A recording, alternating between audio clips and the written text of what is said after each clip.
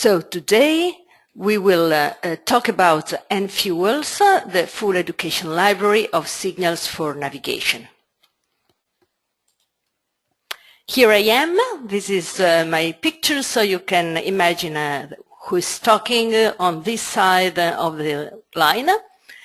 So I'm the head of unit International Cooperation on GNSS in the navigation technologies area. This is my contact by email. As I told you, this is the third GENIUS webinar, and GENIUS is a project that was funded by the European Commission under the FP7 program. And this project is participated by a number of institutions in Europe. As you can see on the left-hand side, there are the logos of all the partners of this project. So we have the University of Nottingham, the Universidad de Bundeswehr in Munich, Politecnico di Torino, ENAC France, Oberpfaffenhofer Abendumzentrum, Germany, my institutions, ISAE in France, the Universitat Politecnica de Catalunya in Spain, and the Danish GNSS Center. The focus of this project is on higher education and its links with industries and companies. So we have two major objectives in this project: to strengthen GNSS research and education programs, and to foster cooperation between research and the business world. So we are carrying on a number of activities in the project. There are professional training courses, some PhDs which are organized together with the industrial partners.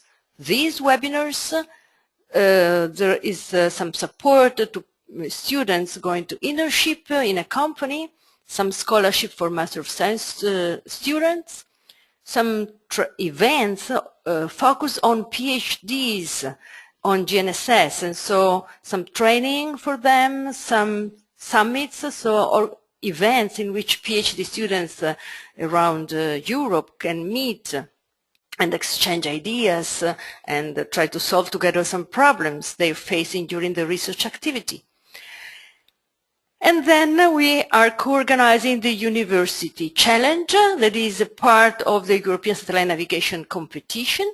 This is done yearly. And we are furtherly expanding the Satellite University Network, which gathers research centers and universities focused on GNSS activities around Europe, and not only around Europe. So I am from Istituto Superiore Mario Boella, but before starting explaining who we are, I would like to ask you the first poll, to submit you the first poll. So the first thing is, how did you know about this webinar? By email invitation, through the Sun newsletter, through the Sun website, in the GENIUS website, or from other sources? So I would kindly ask you to vote.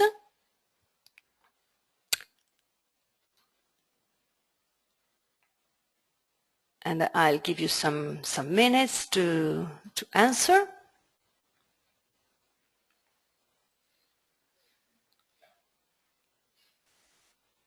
Okay, so thank you so much.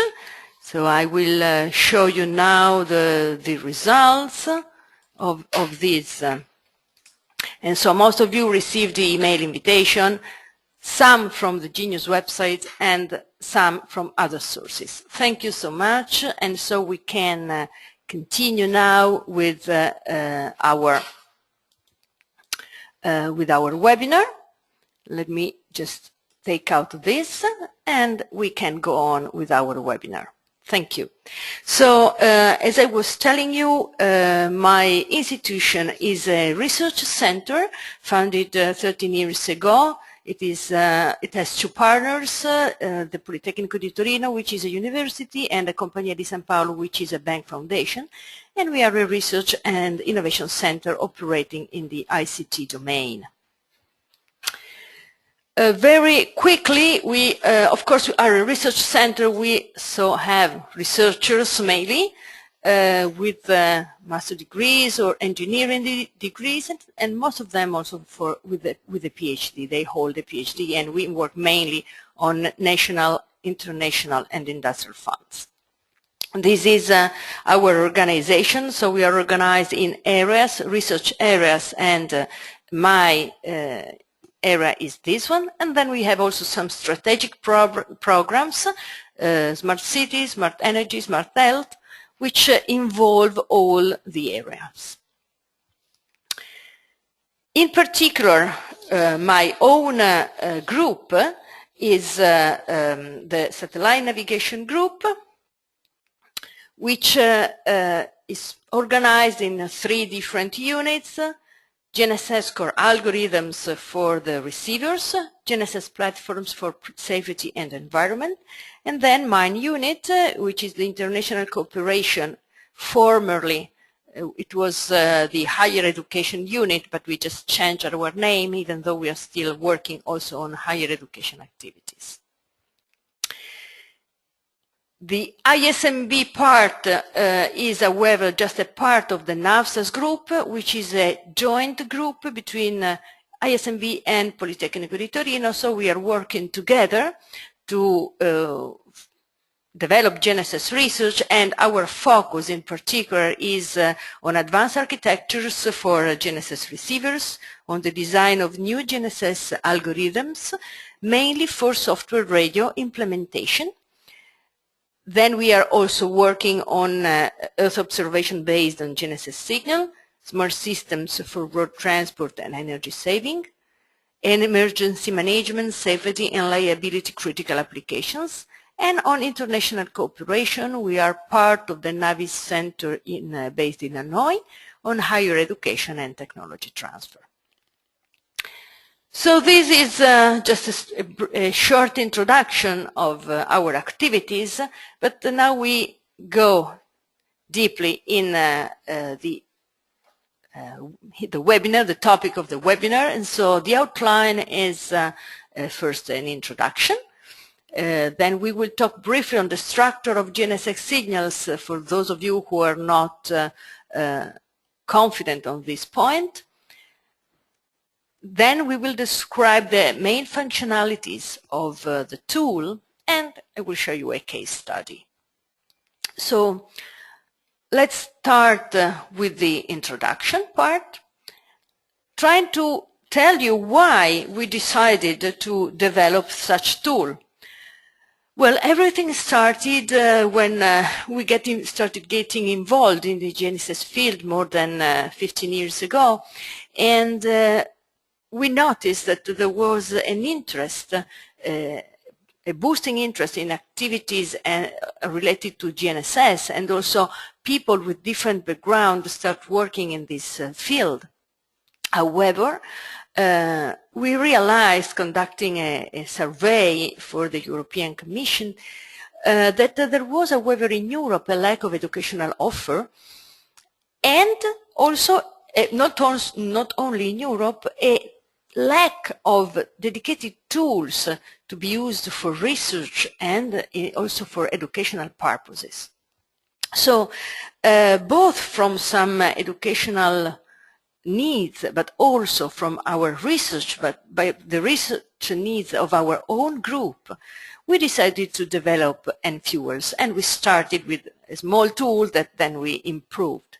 So now what we have is this educational library of signals for navigation.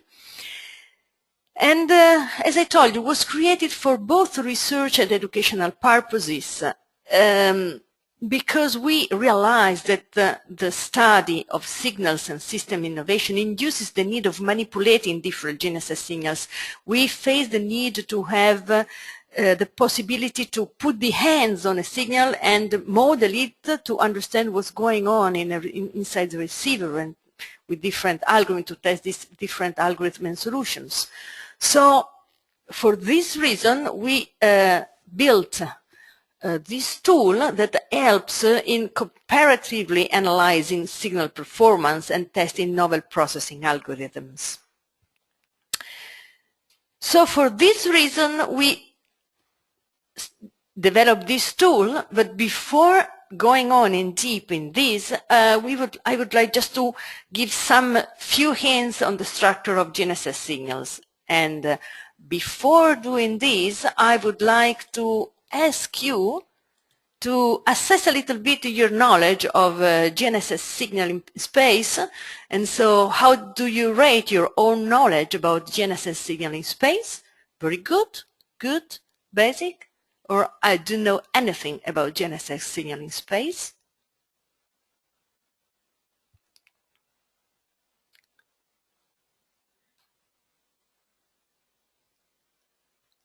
Okay, so thank you for voting.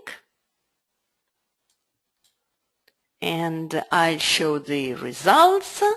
So, okay, we have quite an even distribution between very good, good, and basic. So probably what I'm going to say is something that most of you already know, but just to be sure that we will understand each other and we will use the same words and the same notation. So here we are. This is, so let's start. As you know, we have the GNSS signal in space, which consists of carrier or subcarrier and or subcarrier, the spreading code, and when present, the navigation data. So these are the three main components of our signal in space. And if we write down a formula, we could write down something like this. This is for L1CA GPS signal. So I don't know why. Let's see. Okay, here we are. I was not able to show you my screen. So here we are. These are the three main components. There is the carrier, so the frequency that carries the signal, and then we have the ranging code, which is a unique sequence of bits assigned to each satellite using the CDMA technique. Then we have the navigation data, which is a message binary coded, which contains all the data on the satellite health status, the ephemeris, that is the satellite position and velocity, the clock bias parameters, and then the almanac, giving a reduced precision ephemeris data for all the satellites in the constellation. So this is the GPS signal structure. And if we can give a pictorial representation of these three components, we could see, okay, we have here the carrier. This is the ranging code, and this is the navigation sequence of bit bringing the navigation data. So there are different rates. So the ranging code is a sequence of chip with a rate of typically 1023 chips per millisecond for L1CA GPS, while the navigation data have a typical rate of 50 bits per second. Of course, these periods are not realistic. It's just to give you an idea of the fact that they have different rates.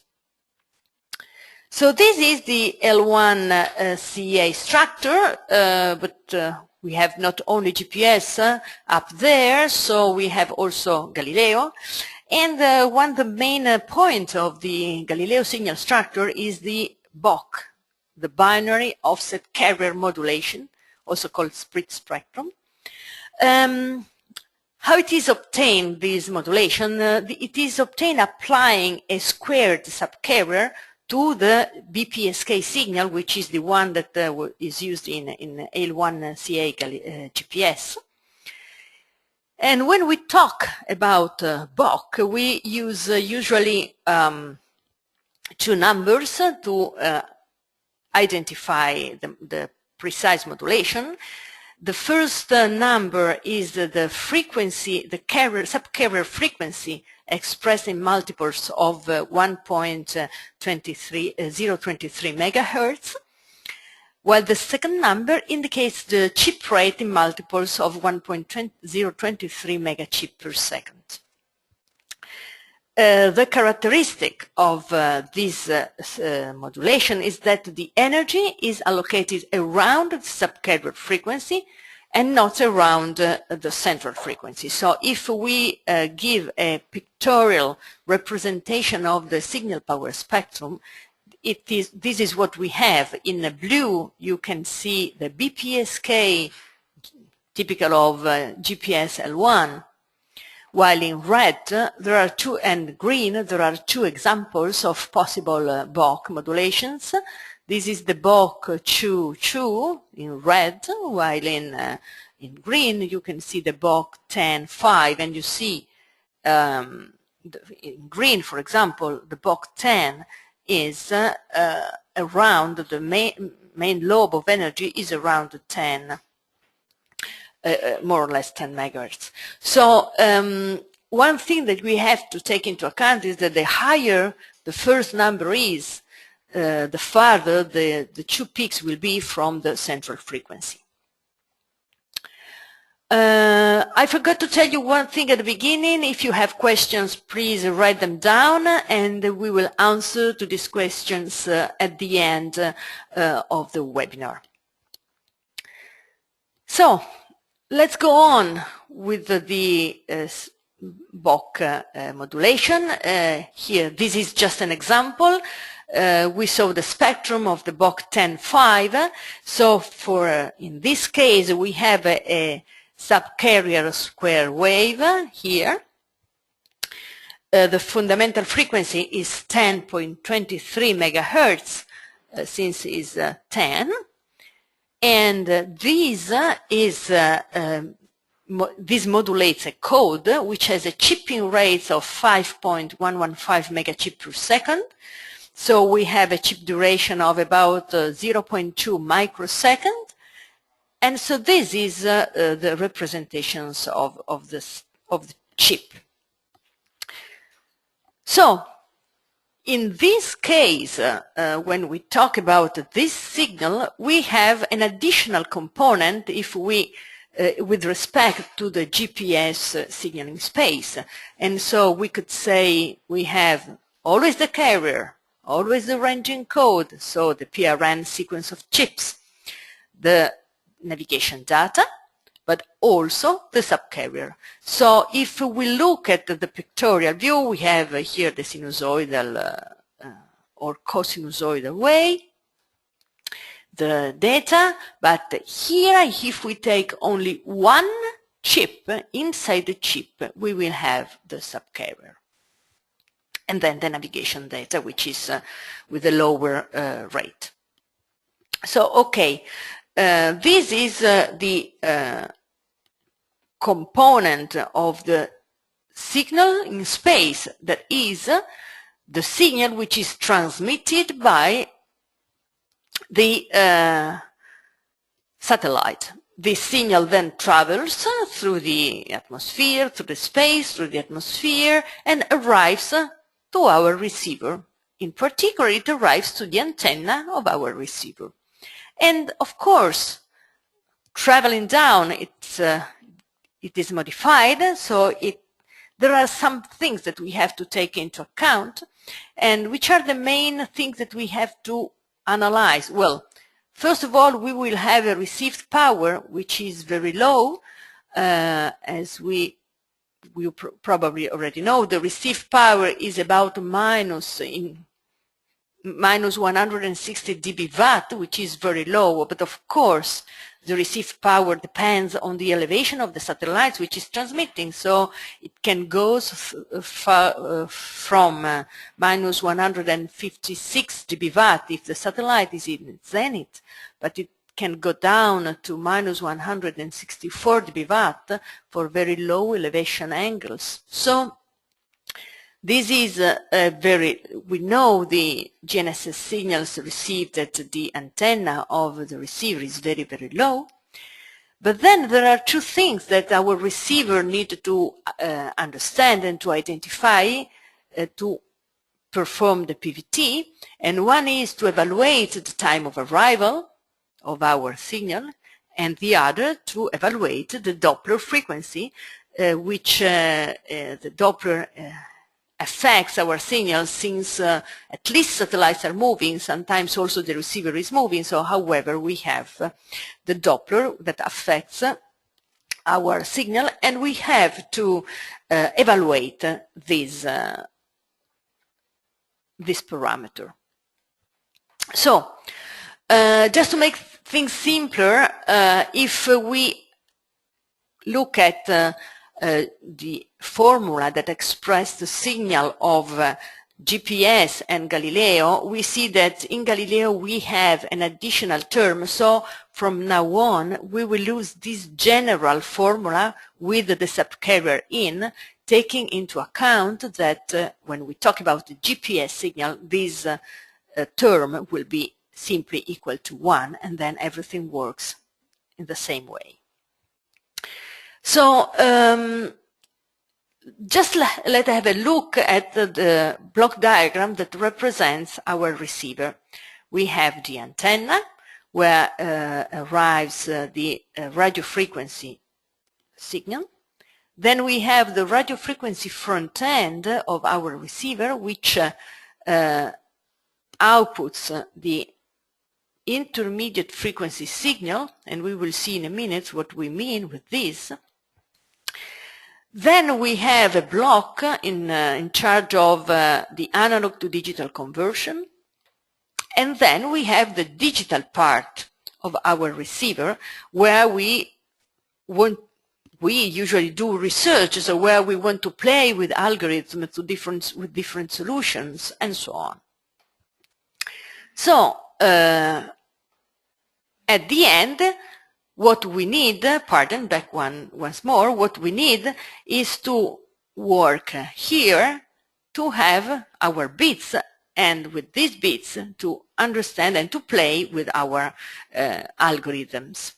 So let's focus one moment on the radio frequency front end to see what is performed here. So the radio frequency front end, first of all, filters the incoming signal at radio frequency so that we can take out all the outband part that are not we are not interested in.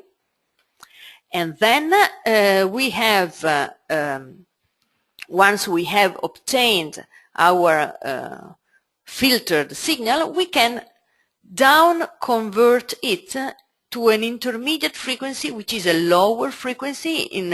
Here it is depicted, just an example, where we have a GPS signal with the radio frequency that has been set at 36 megahertz, while the intermediate frequency is around more or less 2 megahertz or something like that, 0.5 megahertz or something like that. So, however, it's you see, it's a down conversion that is done to make it simpler than to quantize, sample and quantize this signal. However, there is one thing we have to take into account, because this is in the ideal world, but down converting and filtering may cause some damages to our signal. So if this is our ideal signal, when we down convert, we are likely, if we do things with a real filter, that we will not have this clear shape, but we are likely to have some overshooting. That is something we have also to take into account. in our simulator. So this is also one feature that is taken into account in our simulator. Okay, so finish the lecture on what are the GNSS signals, or some of them, and at least their main characteristics. We can now enter in the NFuel's main functionalities and feature. But I would like to ask you one additional poll, just to make you another question. That is,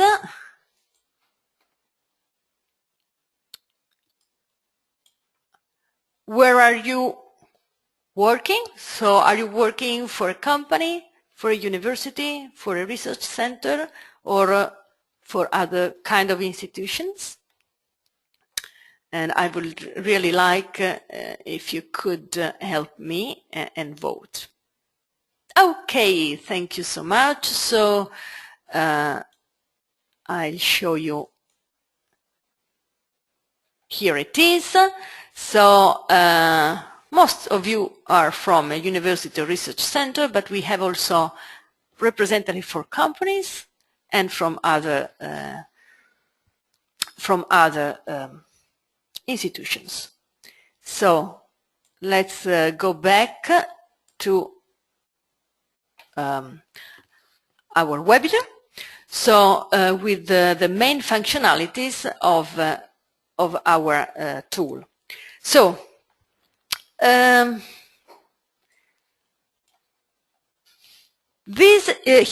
we have our receiver.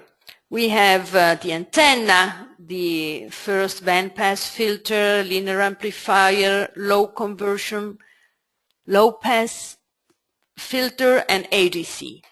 So these, and then we have, of course, entering in our receiver the signaling space, but not only, we have also disturbances and noise. So what is simulated inside NFuels? Well, this RF section is not simulated. So we can simulate the signal, the disturbances, the noise, so, and the physical layer signal structure for GPS, for Galileo, for EGNOS, in all current and foreseen bands, which are still not transmitted, as it's seen by a GNSS receiver after the ADC conversion. So we can play on these parameters and on these parameters, and of course on these, and we can characterize these different kind of signaling space, disturbances and noise inside NFuels. NFuels is MATLAB based, and it consists of a part in which we generate the signals and then a part with the analysis tool. So we have two main components, signal and disturbances generators, the signal analysis tool, and we have the graphical user interface, quite easy to use, and it is available in a student and in a full version. Now we will have a look at the full version so that we can talk about this. Just one moment that I make it running, and here it is. So this is the full version of NFuels. This is the graphical interface. You have all the commands here, but you can also have some commands here in the menu. So, for example, in the file, we can have load parameters, save parameters, which correspond to the buttons here, because we can put all these values and then decide that we want to record these values so that we can use it another time, and so I can just save them in a specific file. Then we have the commands that correspond to the buttons here, so generate signal, the basic plots, analysis tool, and close all the plots in one shot.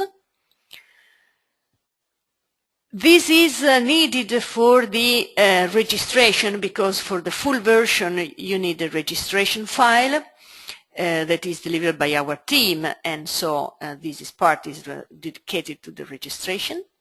Then there is a user manual, so you can open the user manual and have a look at it.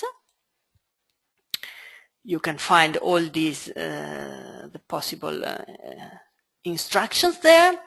You have some web resources, so unfortunately I have to tell you our NavSAS group website had the problems in the last days, so we are trying to make it back again. Unfortunately, I can't show you the NFuel's website on our website, but we will do it as soon as possible. However, and then there are the two links on to the ISMB and Politecnico di Torino websites. About NFuels, well, these are the authors. I have not develop it, but my colleagues did, both from some of them from the algorithms point of view, and the others from the graphical representation under the supervision of Letizia Lopresti. And then you can also find a version history with all the improvements that have been added in the years. So let's start looking at what is in the different boxes. In the general one, I can indicate the signal length, for example, in seconds, the sampling frequency in hertz, the carrier frequency, again, the intermediate carrier frequency in hertz, and also the initial phase of the carrier at intermediate frequency in radiant. For what concerns the satellites, here we can indicate the satellites. We can have one satellite or more than one satellites. If more than one, however, I can choose only the same modulation for all the satellites. I can have GPS L1, L1C, L2C, L5, Galileo E1 CASM, Galileo E1A, Galileo E1B BOC, E1C BOC, E1BC BOC, E1BC CBOC, Galileo E5, E6A, E6BC, EGNOS, or a user-defined. For each satellite, if for example I choose GPS L1 and two satellites, here I have to indicate the PRN codes for the two satellites, and so for example I can indicate two different PRN codes, 2 and 15. The code delays, and in this case I can have more values if I indicated more than one satellite, Of course, this code delay must be less than the code period of the chosen modulation type, and on the user manual there is a table with all the characteristics of the signals and of the modulation, so you can have a list of all the delays. You can select the Doppler type. So the same Doppler model will be applied for all the satellites. Of course, the parameters are different. So if I select the fixed, here I have to indicate the Doppler frequency. If it is linear, I have to indicate the rate and the initial frequency. Or if it is sinusoidal, I have either the maximum Doppler frequency, the period, and the initial phase. Or from file, and in this case you have to indicate your own Doppler profile. For some modulation I can also select a navigation message and lock it. I can quantize or not my signal, so enable it and select the number of bits, and also select which kind of levels I want, if with the 0 or without a 0. In addition, I can choose to include in my simulation the noise. So if I do not include the noise, I have to include the power signal of the signal. Otherwise, I select the noise, and in this case, I have to indicate the C over N0 and the value of N0. In addition, I can also configure some impairments. So I can select the kind of impairments. There are several kinds: the continuous wave interference, wideband interference, inter and intra-system interference, pulse continuous wave interference, static end-range multipath, land mobile multipath channel model, aeronautical multipath channel model, spoofing attack, or scintillation effect. So, of course, according to the different impairment that I select, I will have a different kind of parameters. No? So for the continuous wave, I have this wave. For the wideband, I have other kind of impairments, and so on. I can also select different impairments, parameters of impairments for the Doppler, so fixed linear sinusoidal, and so for the Gemin Doppler type, I have different parameters. I can also decide what kind of front end I want to use. So if I use an ideal case, so I do not have any filter, or I include a filter in the front end.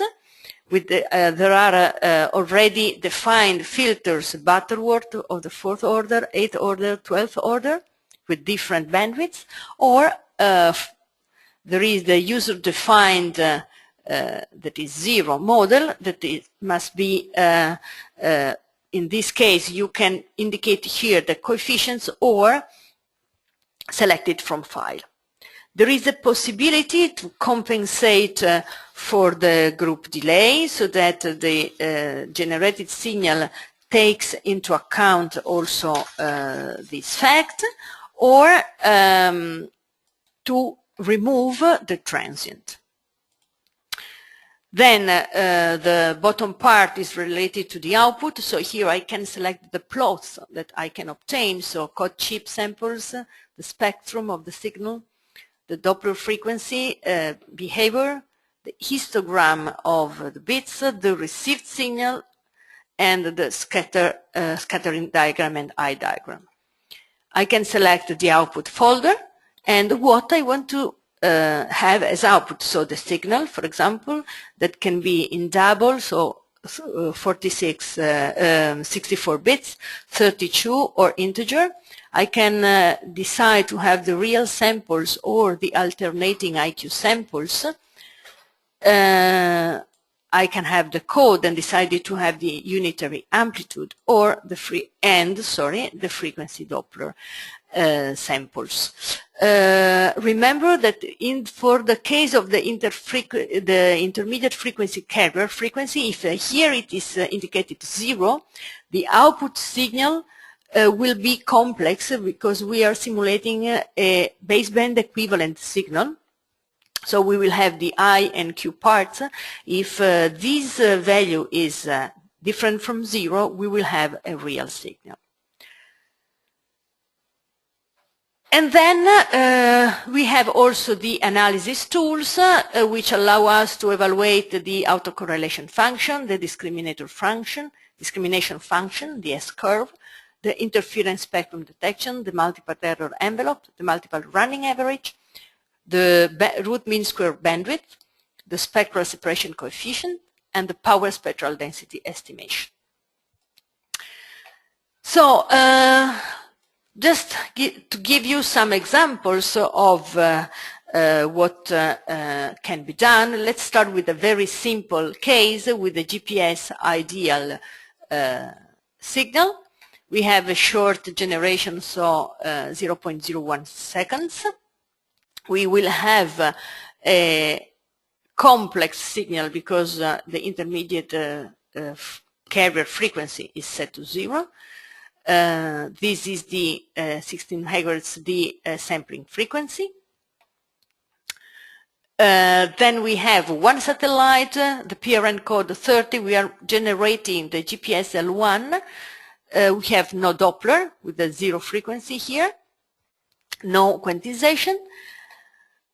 We have no noise, no impairments, no filter, so everything is ideal. We can just generate the signal and see what's coming out. So we have, these are the plots I got. This is the Doppler frequency, which is 0 because we had no Doppler. Set it to 0. These are the code chips. This is the received signal samples, which are ideal because everything is done. And here is the signal spectrum, which is the typical GPS spectrum, that the BPSK one. If we want to make things a little bit more complicated, we could, for example, see the effect of filtering. And in this case, I have a buffer word of the 4th order with 4 megahertz of bandwidth. And everything is as it was before, so we can just generate the signal. The warning is simply because I'm not changing the output folder, and so it finds already existing signals there. Have the basic plots, and here we can see the effect of filtering. The Doppler is always the same, the code chip samples are always the same, but here I can notice the filtering effect here out in the outside band. And here I have the overshooting due to the filtering in the received signal samples. Or I can, for example, load a more realistic example with, in this case, the real signal, because I set the intermediate frequency. I am quantizing with 4 bits my signal. So, for example, I could also see the histogram to see the different values of the signal. I have some noise. I have again the same filter. I can generate the signal and see what's going on. So here I can see the different levels of quantization. This is the filtered spectrum. This is the received signal, and I can see we have different levels with no Doppler. And these are always the code chip samples.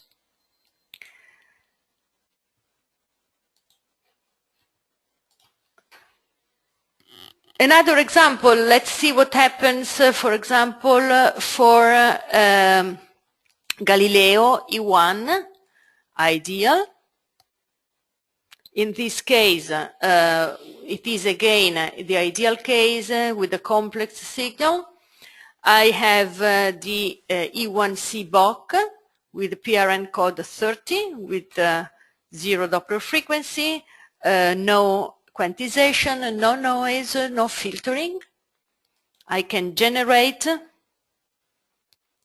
the signal and see what's going on.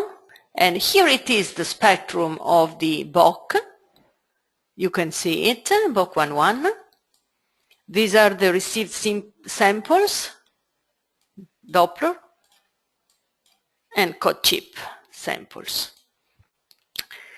Or we can go a little bit further. So, for example, we can have filtered with the DOP, so we can generate the signals.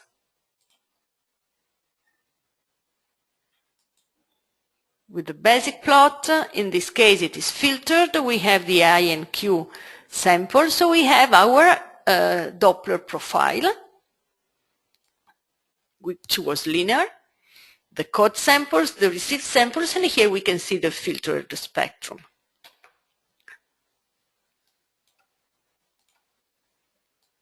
Last example, we can go for the Galileo E5 alt-Bock. So we selected the Galileo E5. We will be again in the complex, with a complex signal with no noise.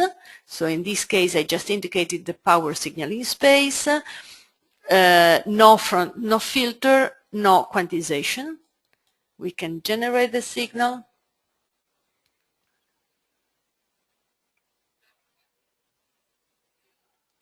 And have a look. And so here it is. We have the eye diagram of our alt-Bock. We have the scattering diagram. This is the signal spectrum. These are the received samples. Okay, we had no Doppler. And these are the code chips samples. So you can play with these, record your data, play them again, or and then use them to perform your own simulations.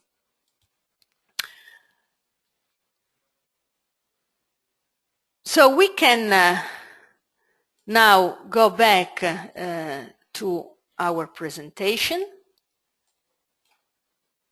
and go further, and we are almost at the end.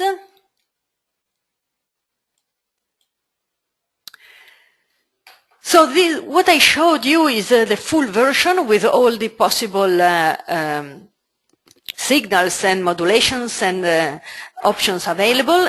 We have also a student version, which is more or less a demo version, which is freely distributed to students and researchers who want to try it. Of course, it has limited features with respect to the full version of the generator. Some modulation are not available, some noise impairments are, or channel models are not available. However, this tool, we think it's quite user-friendly. We have the user manual, which can help in getting started with this tool. So just to show you some example, that one example that we usually have our students doing during the classes is the evaluation of the spectral separation coefficients. So this case is something that helps students to understand the meaning of the coefficients using n-fuel, and also evaluating the coefficient using the specific n-fuel analysis tool. So as you probably know, the spectral separation coefficient is expressed by this formula. And for example, here we have in black the BPSK modulation of GPS L1CA, and in red the GPS L1C M-Bock spectrum, which is the Bock implementation of the GPS chosen by the GPS team. So we usually ask our students to evaluate through n-fuels all these different parameters, and here is something we have already presented the results, but you can try and see if you can obtain the same values. So this concludes my presentation. As I told you, we, as a joint group from Politecnico and ISMB, develop n-fuels. Our website will be soon online again with a new structure. we hope more appealing. In any case, should you need any kind of information on Enfuel, just contact us. There is the dedicated email address, enfuels@ismb.it, as well as this is the general navigation at ismb.it, or you can contact me, gabriella.povero@ismb.it. There is one question that was raised: what are the advantages of the BOC? Well, I would say that the BOC was has the main advantage to have the energy splitted not around the central frequency but around the subcarrier, so that in this way there is the interference with already existing GPS signals has been reduced. And so in this case it was the possibility for the European Galileo to transmit on the same bandwidth of GPS. So it's a way to reduce the interference, inter-system interference, I would say. There is another question: which are the requirements for Enfuels? Well, usually we distribute Enfuel as executable, so the operating system can be Linux or Windows, not Mac. Unfortunately, we are not supporting these the Apple computers. For what concerns the MATLAB version, we require at least the version 7, but usually, well, for example, I had no MATLAB installed on my own PC, but I could run Enfuels because the runtime library is embedded in the executable. Any other questions?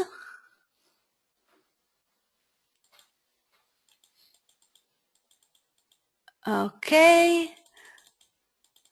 So I think I answered your questions. I don't know if any other questions are coming. By the way, I would like to inform you that we have a fourth webinar coming soon, the last one of the Genius project. It will be next 30th October by my colleague from the Universitat Politecnica de Catalunya research group of astronomy and geomatics, the GAGE UPC group. They will talk about the kinematic positioning of a LEO satellite using the GLAB tool suite. So if you want to learn more about the GLAB capabilities for GNSS data processing and navigation applications, you're welcome to attend the webinar next 30th of October. You can find here the link where to register. Anyway, we will send again the announcements to the whole of you. Thank you very much for your attention, and stay connected because there is a very quick survey coming as soon as I will close the webinar. Thank you so much, and see you next week. In 2 weeks' time, we will together attend this new webinar.